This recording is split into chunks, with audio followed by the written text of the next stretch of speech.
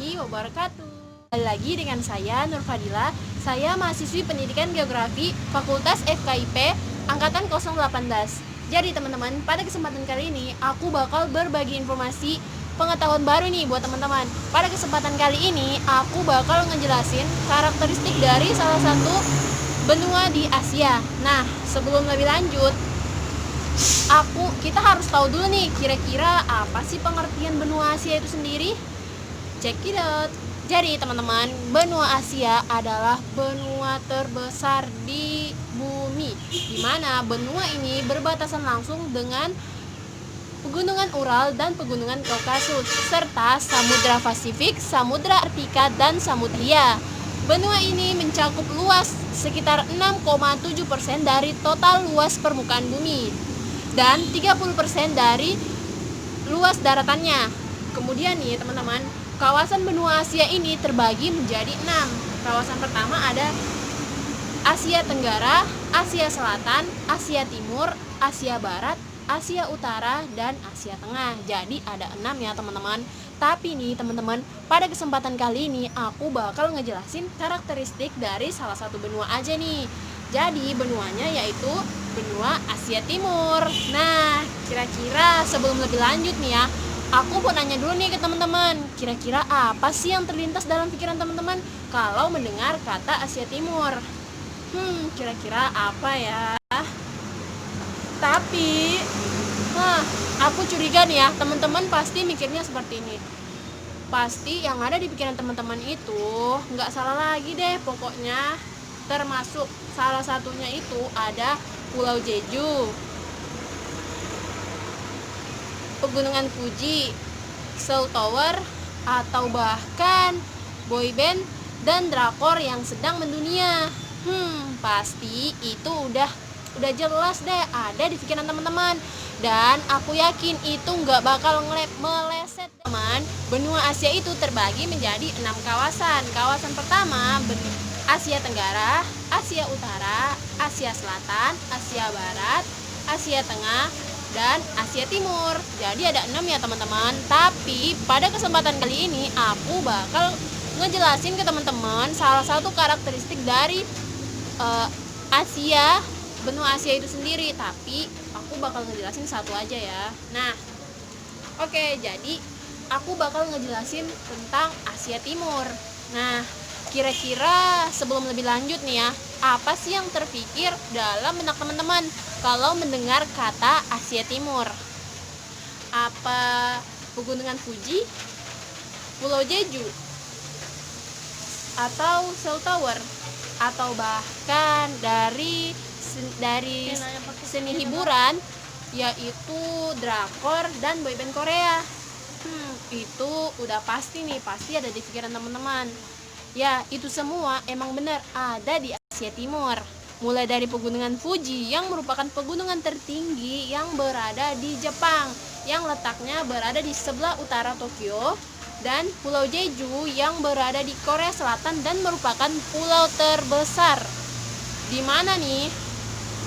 Pulau Jeju ini terkenal dengan surganya sunset. Karena Pulau Jeju ini juga terkenal sebagai pulau vulkanik dan tabung lava. Nah, teman-teman, ini semua ada di Asia Timur. Asia Timur adalah sebuah subwilayah di Asia yang luasnya sekitar 6.640.000 km persegi atau setara dengan 40% dari jumlah seluruh penduduk di Asia dan 1/4 penduduk di dunia tinggal di Asia Timur. Dan Asia Timur ini merupakan salah satu kawasan yang terpadat di dunia. Jadi kebayangkan guys, Asia Timur ini merupakan benua yang terpadat. Jadi pada kesempatan kali ini aku bakal ngejelasin beberapa poin-poin penting nih ke teman-teman. Jadi poin-poinnya yaitu yang pertama, Asia Timur berdasarkan astronomis, Asia Timur berdasarkan topografi, kemudian hidrologi, kemudian geologi, kemudian berdasarkan iklim, flora dan fauna, dan sumber daya manusia. Jadi teman-teman, pertama-tama nih, Asia Timur berdasarkan hidrologi, berdasarkan astronomis. Asia Timur berdasarkan letak astronomisnya berada pada 29 derajat lintang utara sampai dengan 11 derajat lintang selatan, dan 93 derajat bujur timur sampai dengan 140 derajat bujur timur. Nah, itu secara astronomis. Secara geologi, Asia Timur, salah satunya Jepang, terletak pada pertemuan dua lempeng bumi, yaitu lempeng Mediterania dan lempeng Pasifik. Kemudian sebelah utara berbatasan langsung dengan Laut Okhotsk, dan sebelah selatan berbatasan dengan Laut Cina Timur dan Filipina, berbatasan dengan Samudra Pasifik, dan sebelah utara berbatasan dengan Laut Jepang dan Taiwan. Itulah kenapa negara ini sering banget nih dilanda gempa dan tsunami. Secara topografi, Asia Timur wilayahnya bergunung-gunung dan tidak rata, sedangkan wilayah pegunungan di Asia Timur seringkali menjadi hulu dan sebagian besar merupakan negara kepulauan. Kemudian salah satu negara yang ada di Asia Timur, yaitu Cina, merupakan negara terluas dan terbesar di Asia dan dikategorikan sebagai negara terpadat, memiliki penduduk terpadat di dunia. Secara geografis, Asia Timur berada di Rusia sebelah utara dan selatan di kawasan Asia Selatan. Asia Timur terletak di daerah gurun yang ada di Asia Tengah sampai di kepulauan Jepang dan Taiwan. Kemudian, kondisi hidrologi Asia Timur.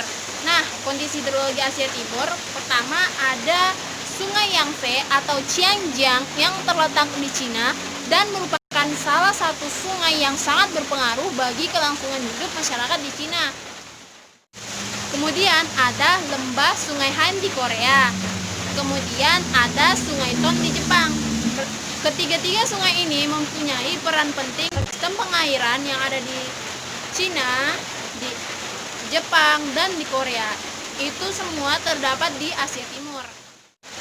Selanjutnya ada flora dan fauna di Asia Timur. Pertama, flora di Asia Timur. Flora di Asia Timur ada goji berry, tanaman pohon pinus Jepang,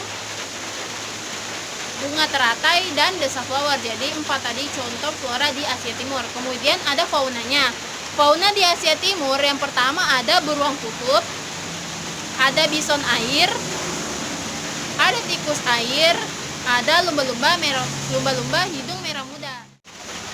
Kemudian kawasan Asia Timur ini kehidupan sosial budayanya sangat beragam dan bermacam-macam, mulai dari budayanya Cina, Jepang, Korea Selatan, Korea Utara, Filipina, dan lain sebagainya. Kemudian ada berbagai macam agama di kawasan Asia Timur ini, di mana kehidupan sosial budaya dan agamanya itu saling bergandengan, berdampingan satu sama lain. Intinya sih saling berdampingan. Juga di sini terdapat berbagai macam bahasa, mulai dari bahasa yang ada di Cina, bahasa Cina kuno, Jepang, Korea Utara, Korea Selatan, dan lain-lain sebagainya yang masih termasuk dalam kawasan Asia Timur. Jadi di sini juga bermacam-macam bahasa ya guys. Nah, di kawasan Asia Timur ini juga terkenal dengan, contohnya di Korea nih, terkenal dengan pendidikan terbaik. Pendidikan terbaiknya di Korea dan di Jepang. Mereka terkenal dengan pendidikan terbaiknya, di mana anak-anak sejak dini sudah diajarkan untuk berperilaku yang baik, mempunyai tata krama yang baik dan sopan. Kemudian Jepang unggul dalam pendidikannya, di mana dia sudah diajarkan sejak dini bagaimana caranya berperilaku yang baik kepada semua orang dan selalu menghormati orang yang lebih tua. Nah, yang selanjutnya yaitu SDM di Asia Timur. Saya mengambil 2 sampel. Yang pertama ada SDM di Korea Selatan dan SDM di Jepang. Kenapa saya mengambil 2 sampel? Ini sebagai rujukan saja ya guys. Nah, contoh yang pertama yaitu SDM di Korea Selatan, di mana Korea Selatan ini yang sering disebut sebagai negeri ginseng, memanfaatkan sumber daya manusianya secara maksimal. Ini terlihat dari perkembangan musik, film, baik itu usaha menengah maupun kecil, juga sangat sukses di Korea Selatan. Kemudian kita bisa melihat keberhasilan Korea Selatan dari SDM-nya ini, di mana Korea Selatan sukses dalam mengembangkan film, musik, dan berbagai genre di mancanegara, sehingga kita lihat saja ya, contohnya banyak remaja-remaja Indonesia yang tertarik dengan adanya drakor yang ada di Korea Selatan dan boyband dan girl band yang ada di Korea Selatan. Dimana dengan adanya banyaknya permintaan dari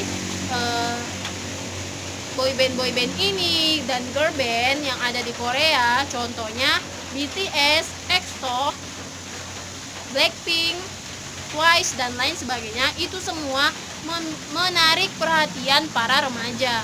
Contohnya, kita ambil contoh kecil di Indonesia ya guys. Nah, banyak banget nih yang bisa menarik keuntungan, yang bisa mereka raih keuntungan dari situ. Contohnya, banyaknya permintaan pembelian poster, pakaian, dan aksesoris Korea. Dan bahkan tidak bisa kita pungkiri bahwa para K-popers banyak yang menabung untuk bisa nonton boyband Korea dan girlband Korea kesukaan mereka secara langsung nih. Artinya mereka bisa secara langsung datang ke Korea untuk menonton konsernya. Kemudian tidak sampai di situ saja.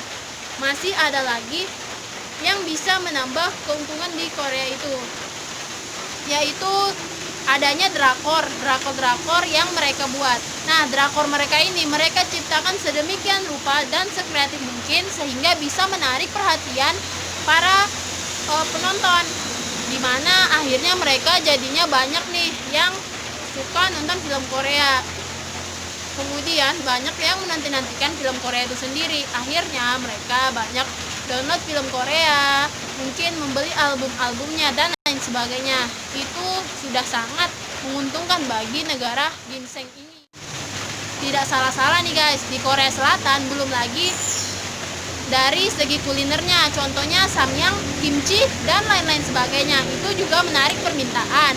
Itu banyak banget meraup keuntungan dari situ. Banyak orang-orang yang meminati makanan tersebut. Contohnya di Indonesia itu sendiri.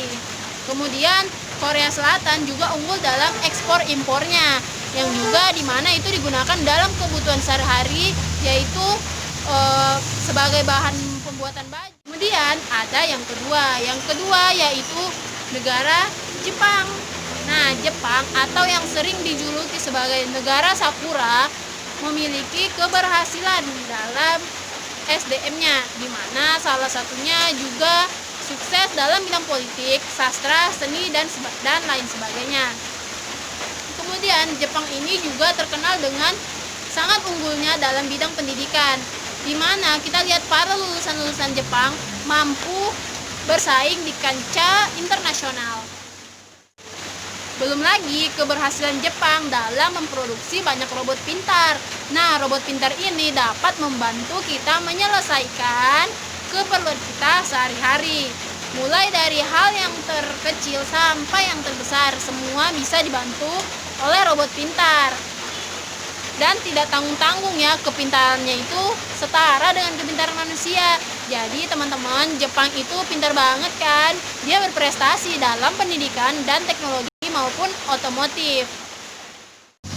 Salah satu bukti keberhasilan Jepang dalam segi otomotif yaitu pertama dengan adanya Honda, Yamaha, dan Suzuki, yang dimana Jepang sendiri yang merancang ketiga brand ini dalam segi otomotif sehingga dapat kita gunakan sampai saat ini. Asia Timur punya iklim tropis yang mayoritas wilayah punya beberapa iklim sedang, yaitu ada 4 iklim. Pertama, musim gugur, musim dingin, musim panas, dan musim semi. Jadi di Asia Timur ini terdapat 4 musim yang sangat utama. Jadi nih teman-teman, kita nggak perlu jauh-jauh untuk ke Korea menikmati musim salju, karena di Cina, Jepang, dan Korea Selatan juga terdapat musim salju. Jadi kita nggak perlu jauh-jauh ke Eropa ya. Kemudian di sana juga terdapat musim semi yang bisa memanjakan para pengunjung. Oke guys, jadi itu tadi beberapa penjelasan saya mengenai karakteristik dari benua di Asia Timur. Nah, mungkin itu saja ya yang dapat saya bagikan pada kesempatan kali ini. Sekian dari saya ucapkan wassalamualaikum warahmatullahi wabarakatuh.